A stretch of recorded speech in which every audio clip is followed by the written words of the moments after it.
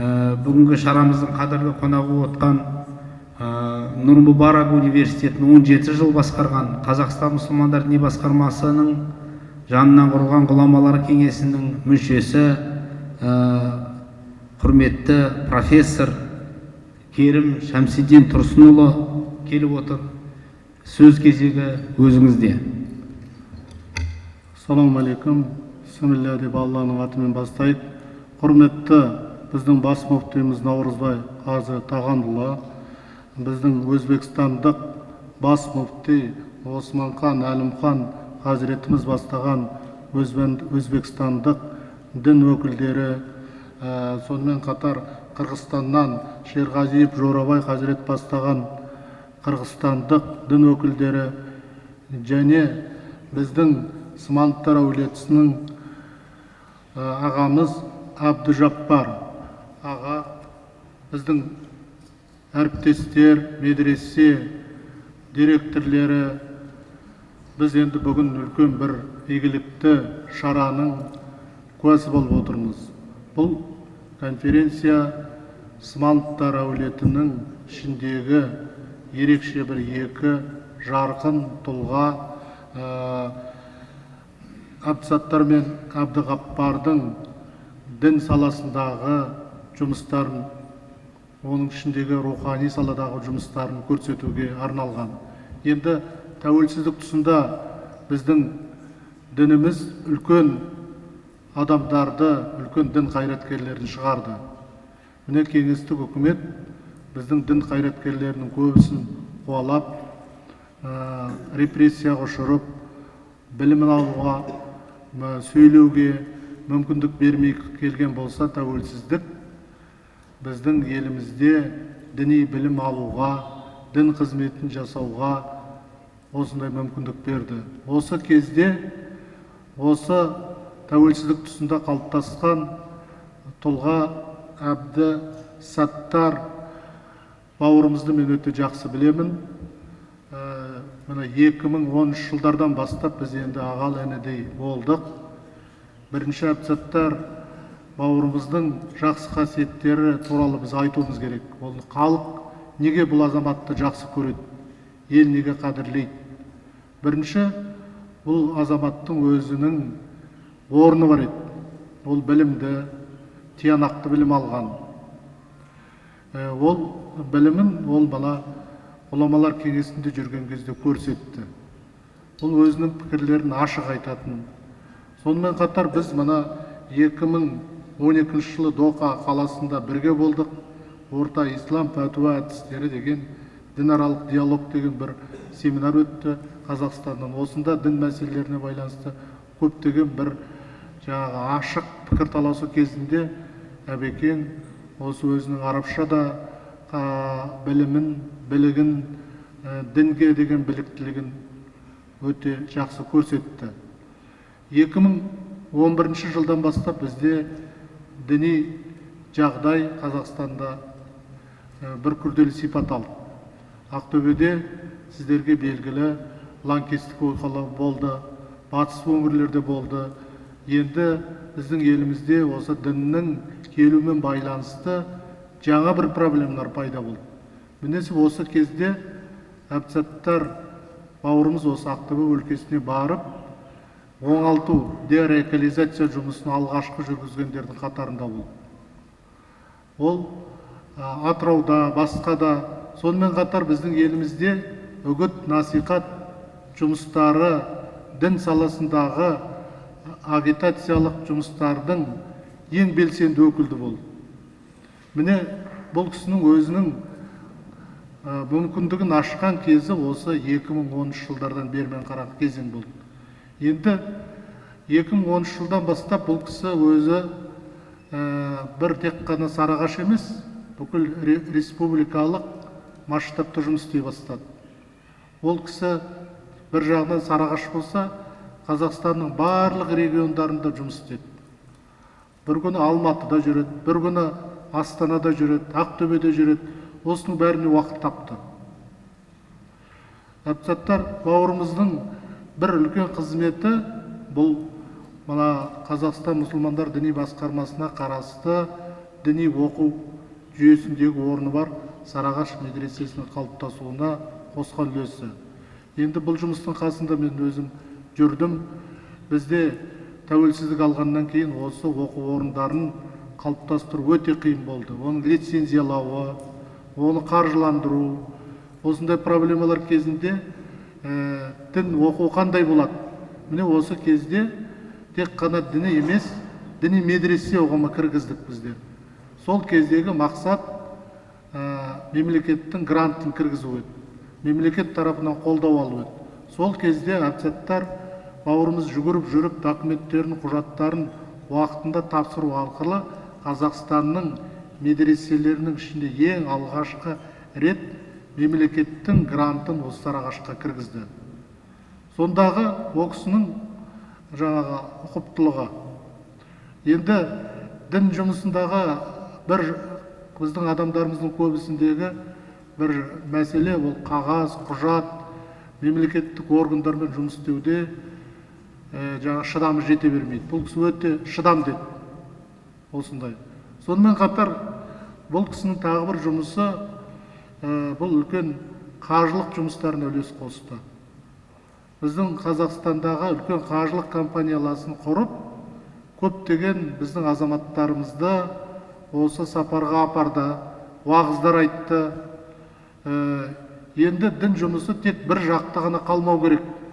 Бұл бір жағынан кәсіпкерлік, екінші жағынан бизнес, үшінші адамдармен мәміле жасау. Сондықтан бұл кісінің ерекше бір қасиеті мемлекеттік органдарменен, үкімет орындарыменен, Қазақстан мұсылмандар діни басқармасы менен жақсы мәміле жасай алды. Бұл кісінің жақсы қасиеті мәмілегерлік, тіл табысқыштық, ұстамдылық осындай қасиеттері бар еді. Сонымен қатар біз ғұламалар кеңесінде қазір әр регионда біз отырыстарымызды өткіземіз. Соның ең бастамасын осы Әбсаттар Сман бауырымыз өткізіп еді. Мен осы Сарыағашқа келіңіздер, осы жиналыс осында өтсін.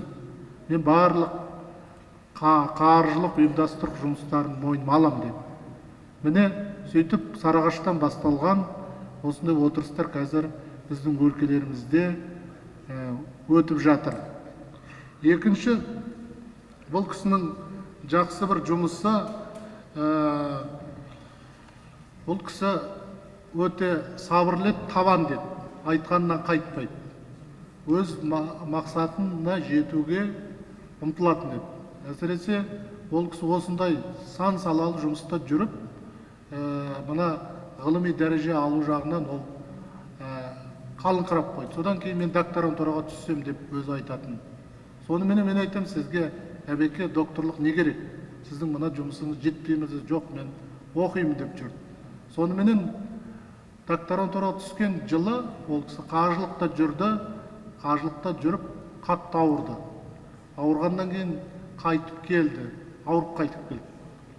Сонымен қайтып келгеннен кейін біз ауруханаға барсақ, әбекен бет ауызы ісіп кеткен, қатты ауырып жатыр екен. Сосын мен айттым, әбеке, сіз деніңіз, саулығыңыз өте ауырыңқырап жатыр екенсіз, сіз енді оқуға келмеңіз дедім.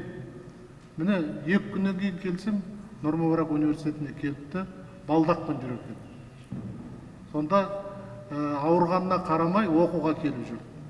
Міне сондықтан бұл кісі өзінің денсаулығына, жағдайына қарамай осындай қажылық, үгіт, насихат, дін жұмыстарында жүріп, осындай жаңағыдай дүниеден өтіп кетті. Егер ол өзін күткенде, өзіне қарағанда, бұдан да көбірек өмір сүреді деп ойлайтын едім.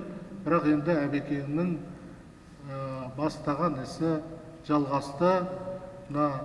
Әбді Ғаппар біздің ініміздің бірнеше қасиеттері бар. Бұл кісінің қасиеті, жақсы қасиеті, медресені қолға алды. Бұл кісінің қасиеті бірінші мына 2 конфликтіде ол көрінді. Әсіресе мына Сарыағаш оқиғасында ұлтаралық жанжал болған кезде осы Әбдіғаппар ініміз осы екі ұлттың ортасындағы жаңа мәмілегерлік қасиет жасау арқылы мемлекеттік органдарға көмектесті. Сонымен қатар біздің елімізде дін қайраткерінің беделге, абыройға ие болуы, әсіресе оңтүстікте, мемлекет органдары кейбір мәселелерде өзі дін қайраткерлерінің қызметіне сүйенуге мұқтаж болды. Осындай қажет әсіресе Арыс оқиғасында қатты көрінді. Халық көшеге шығып кетті. Осы кезде осы Арыс оқиғасындағы халықтың көңілін тоқтатуда Әбдісаттар Әбдіғаппар бауырымыздың ерекше қасиеті көрінді. Халық оны өте жақсы көрді. Уағыздары таралды, әртүрлі пікірлер айтты, оған сын да айтылды, әртүрлі, бірақ соған қарамай халық оның уағыздарын көп тыңдайтын еді. Оны біз енді анықтауымыз керек, зерттеуіміз керек, бұның не қасиеті бар деп. Меніңше оның тілі, халыққа жақындығы, батырып айтатындығы, мәселеден қашпайтындығы, осындай жақсы қырларыменен халықтың арасындағы танымал, сүйкімді тұлғаға айналды. Енді Сарыағаш қазір біздің елімізде тек қана діни орталық емес, бір үлкен кешенге айналды. Ол кешен діни, оқу, рухани, шаруашылық, демалыс орны ретінде. Соның бастамасы мен Әбдісаттар бауырымыз марқұм кезінде басталды. Осы теплицаны алғашқы рет салып, Сарыағаш медресесінде осы балаларды жеміспен қамтамасыз ету, басқа да шаруашылық, мал шаруашылық осы қатар алып жүру, тек қана бір салада қалмау, жан-жақтылық сол кезде басталды. Сол кезде мына мемлекеттік органдардан субсидия берілетін. Субсидия берілген кезде көптеген мына жергілікті халыққа субсидиялар жетпей жатады. Әсіресе қазақтар менен осы басқа ұлттардың өкілдерінің арасында конфликт болған кезде неге субсидияны Смановтар әулеті алады, бізге неге алмайды деген сияқты пікірлер туып қалғанда әбекен күледі. Біз олардың уақытында мемлекеттік орындардың талап еткен құжаттарын өткізуіміз керек. Олардың есептерін беріп отыруымыз керек. Сондықтан мемлекеттік қаражат кіргізеді. Сондықтан ол кісінің қасиеті тек қана дін саласымен шектеліп қалған жоқ.